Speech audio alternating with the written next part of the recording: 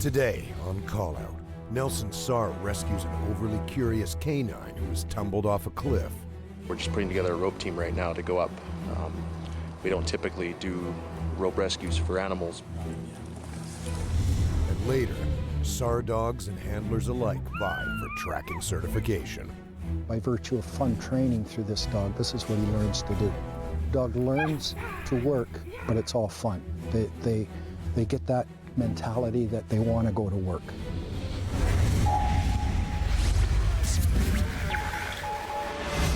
Monday, 1 p.m. Nelson's search and rescue was called out to the base of Pulpit Rock, a popular hiking destination located just outside of town. Injuries on this challenging trail are not uncommon, but this rescue is. Apparently a canine has walked off the cliff and become stuck on a ledge. So we're just putting together a rope team right now to go up and see what we can do. The grueling hike is equivalent to climbing 121 stories and takes about 45 minutes if you're in good shape. Once at the top, the team assesses the situation. Finley, a 1.5-year-old golden retriever, was on a hike with his owners when something caught his eye. He just took off, and he's 18 months old, so he's hard to control. And this particular day, he decided to just go after whatever he got scent of, and he just went right over the rock. As luck would have it, the very last ledge on the cliff face has stopped him from falling to certain death. He would have continued down for probably another 200 or 300 feet to the bottom onto jagged rock. So, you know, his fall, if he'd fallen the whole way off Pulpit Rock, very unlikely he would have survived. So Finley's a 90-pound dog, and he's about 15 meters down the cliff. So we're just setting up right now, do a rope system, get over there and see if we can bundle him up. 2 rope technicians from Rossland's Search and Rescue have arrived to assist Nelson's crew. He's got his fall lines right here. For this type of a rope rescue, we need 6 trained, certified members. If we don't have them initially on scene, the call has gone out. Members are coming from other areas to come and fulfill those positions. In this setup, the rope technicians will be tasked with lowering and raising the line. Team leader Chris Armstrong will act as the edge person located at the top of the cliff. He will give the commands and relay any communication between the rope technicians and the attendant below. You know, that tree's fine by me. Bruce Gardave will act as attendant. Part of my job is to check all my anchors for what the team secured against, just to make sure that it's strong enough to support my weight and hold our 10-to-1 ratio as we go over the edge. Good to go? It's good to go. For every 100 pounds, we have to have a 1,000-pound backup. A large group of hikers gathers to watch the rescue unfold. We were quite concerned. You know, he's like a member of our family. We were pretty upset, and but at the same time, very grateful that search and rescue was there. Lower away! Bruce is carefully lowered. Underneath him looms a deadly drop into a bed of sharp rocks and jagged pine trees. For most people, it looks fairly vertical. Actually, the inclination of the slope was maybe in somewhere of the range of 60 degrees. Little more slack! The dog had been down there quite a long time, so it had been getting quite anxious, trying to move, trying to figure out, obviously, a way to get back up. You're good. You know, the worst case in that situation, especially with an animal, someone you can't communicate with, you get worried that they're going to get excited, they're going to start moving around, and then they're going to slip off. And that would be a horrible situation for everybody involved. Is he hurt at all? Just having a look, hang on. I really try and calm the dog down. I try and speak to it. I call its name, just so that it calms down and it will hopefully stay where it's at. So Bruce is at the dog right now. He's just calming him, checking him out. We're just waiting for a dog PFD to actually put on the animal to use as a harness to get him up. He's quite a large dog, so having that PFD will help a lot. The life jacket, donated by a local pet store, arrives and is slid down on Bruce's line. Got it. You know, the dog was a good-natured dog, and he actually did allow me to do the work that needed to be done. And I think it comes from the dog's understanding that he needs some help here, that he's not going anywhere on his own. So once the PFD was secured, I added a secondary webbing harness because the PFD is not designed for vertical lift. All team ready? Ready. Attendant. With the makeshift harness in place, the team prepares to haul Bruce and Finley up. Raise.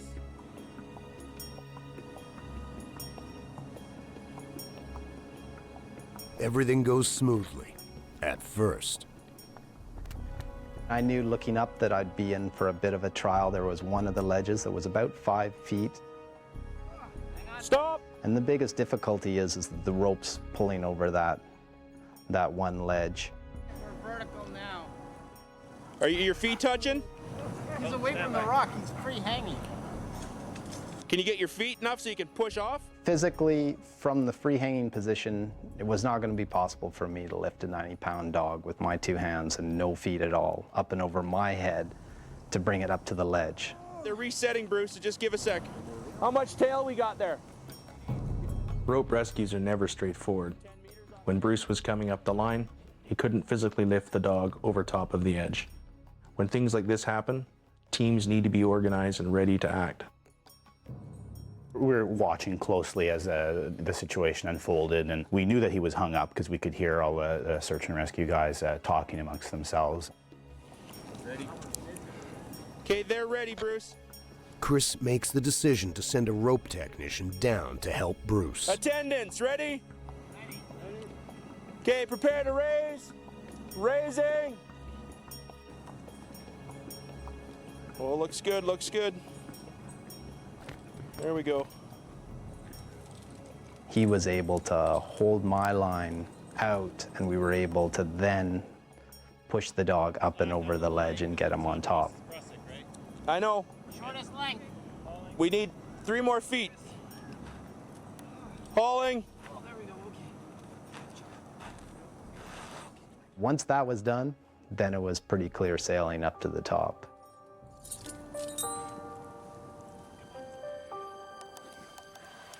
I was relieved to see him. I wanted to cry.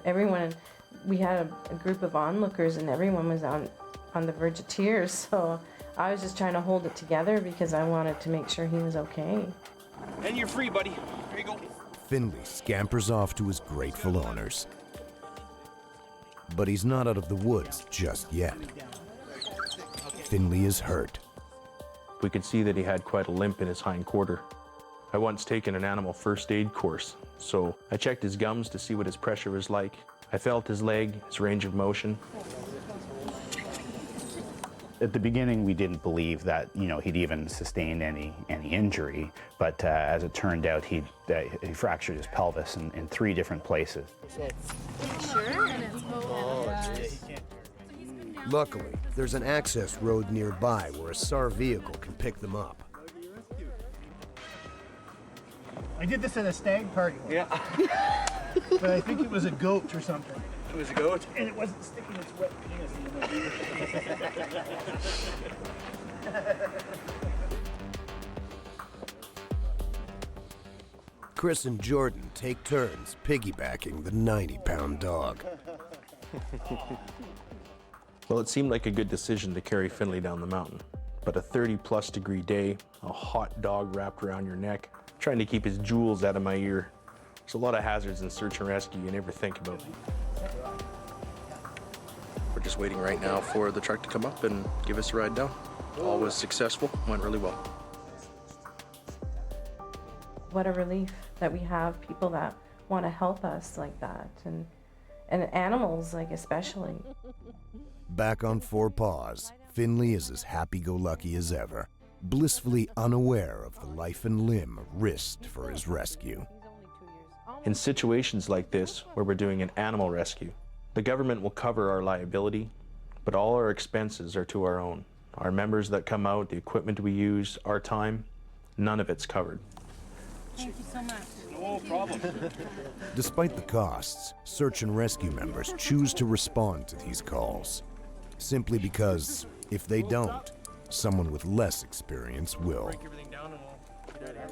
You know, what would have probably happened is that, you know, myself and my friend would have gotten some ropes and search and rescue would have been rescuing us, you know, a short time later kind of thing. So we were pretty happy that they decided to come and assist us. Look what we got for you. Look at Finley. Now, SAR dogs and handlers vie for tracking certification. Good dog! Good dog! Good dog!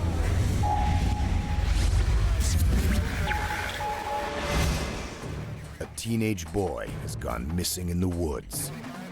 Time is ticking away. Thankfully, searchers have a powerful tracking tool at their disposal, one that zeroes in on its target with proven accuracy.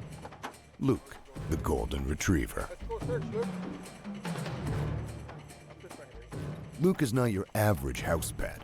He is a certified SAR dog, trained to help search and rescue crews locate missing subjects. Like humans, Luke is sensing smells with his olfactory epithelium, an organ loaded with sensory neurons.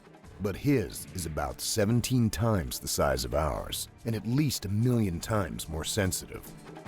This allows him to detect diluted scents in the air, ones that we humans cannot even perceive.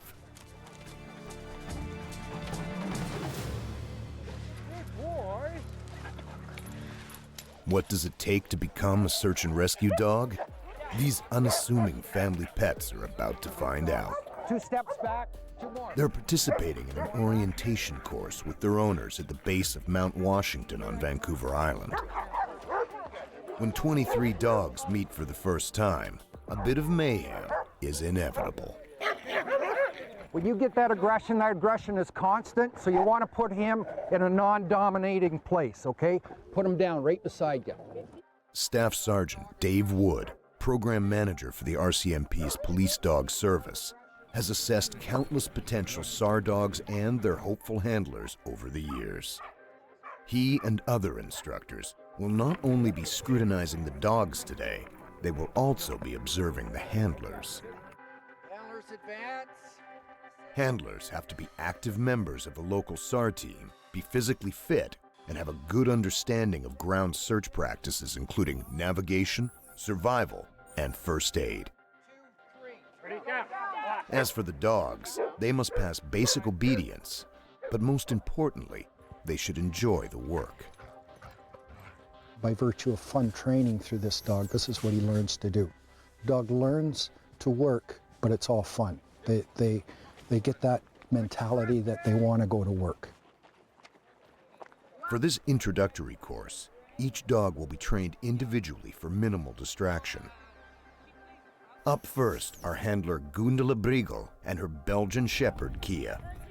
We're going to get the dog ginned up here. The handler is going to run away and hide just behind the tree, the very first step of search dog training and assessing for drive. The prey drive is the instinctive behavior in certain dogs to pursue and capture prey. To test Kia's prey drive, Gundula gets her wound up. Dogs with high prey drive make the best SAR dogs, as it keeps them searching for long hours. Kia is learning that finding the quarry, in this case her owner, comes with a reward. Verbal praise from some very ecstatic humans. This serves to reinforce her desire to perform well. You concentrate on keeping her focused on him. Down the road, another dog handler team is being put to the test. Nanaimo Search and Rescue member Clifton Pinder and his duck-tolling retriever, Yana.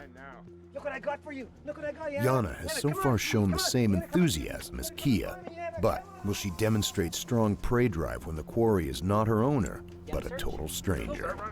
Come on. The light really hasn't come on for this dog yet, and we've taken it about 3 steps, and we can't get it beyond 3 steps. So we'll give it a rest for the rest of the day. We're first timers. I'm just getting a feel for what the search dog world is all about, and Yana is learning a little bit about that too. I'm having a great time with Yana. For Alan Dennis and his dog Chester, a more experienced duo, the stakes are raised. Yeah, we'll do the 1 minute where the quarry running away, and then take the dog away for a minute, come back, sit him down, shoot him up. After watching the quarry race off, Chester is taken away and distracted for 1 full minute. Now the object is, after 1 minute, can you bring the dog back? Will the dog focus? Does the dog understand what it's supposed to do? If it does well after 1 minute, then we take them out of sight for 3 minutes. Same scenario. Search!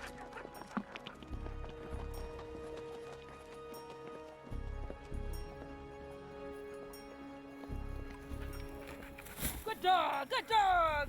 Good dog! Chester passes with flying colors. The instructors up the ante. So now it's the unknown. We'll see how that goes. This time, only the handler will be shown who and where the quarry is. Search! Chester will have to rely entirely on his nose. Went down all the way to the ski hill, turned uphill, and caught the scent pattern and beetled right in. Yeah, and it's pretty strong wind, so probably about 30 or 40 feet away, the scent cone was evident to the dog, and then it followed it into the person. Who's a smart boy, Chester? Who's a smart boy? At any given moment, our bodies shed millions of skin cells called rafts. These, as well as other scent molecules from our bodies, get carried by air currents and create what is called a scent cone. When air-scenting dogs such as Chester come across it, they're trained to follow the scent back to its source, where it is the most concentrated. The handler's job is to establish effective search patterns until the dog picks up a trail. Up this way. For example, if someone is lost in the woods and the dog searches with the wind at his back, he will not detect the scent cone. Handlers must therefore work their way up against the wind in a perpendicular route. To illustrate the effects of the wind, instructor Roy Fawcett uses a smoke bomb. So this is what scent would come off a body or a person or an article that's in the woods. This is what the wind would be doing to it. You have to be cognizant all the time, especially when you're doing searches in the mountains, because you get swirling wind and you have to think, okay, somewhere in here I had a wind change. I may want to go back and research. On the first hit, we want a little more distance, so we get RCMP Staff Sergeant Dave Wood is teaching the same principles to his group, but on more difficult terrain. Ready? Let's search. Go ahead. We're in a tight grid because you're sent to the wind factor is pretty stale in here, pretty stagnant. And so that he's got to manage his area, ensure that his area is covered, and watch the ranging aspect of his dog, watch his behavior of his dog. When air scenting, dogs are non-discriminating and will follow any human scent that they detect. This approach is useful when the point last seen of the missing subject is unknown. Not far away, another group is working on a different skill, tracking. If the point last seen is known, this is the preferred method. They're going to lay a track in the field. We're going to let it age for 15 or 20 minutes just to let the scent die down. And then we'll come with the dog, we'll start at the scent pad, and we'll follow the track into the bush.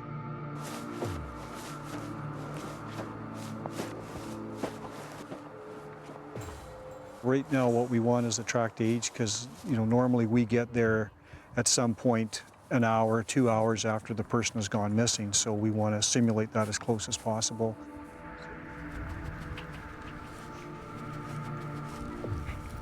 The dog is exposed to a sample of the subject's scent, such as an article of clothing or a footprint.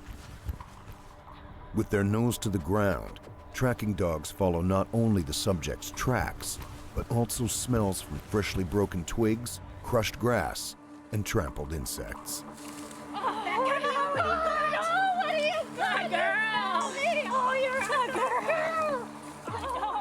Although air scenting and tracking skills are taught separately on this orientation course, in a real-life situation, experienced SAR dogs will commonly switch between the two to problem solve and find their subject. start with Roy's and Chris's new dog puppy group, and we'll just review the dogs for Dave. It's now time for the instructors to go over their assessments. So Ron seemed happy with both dogs. The standard for dogs is high, and it is just as high for the handlers. One handler needs some management, bush management skills, and I think that's got to be told to their SAR group. Some of the handlers will receive disappointing news tonight, but others will be encouraged to pursue validation, after which they can further specialize in avalanches, water, or urban disaster searches. As for Yana, she's not quite ready for the SAR world, but with more time and hard work, she stands a very good chance of joining the effort to save lives. After all, every dog has its day. Callout Search and Rescue features real stories filmed live by search and rescue teams during actual missions. Find out more at calloutsar.tv.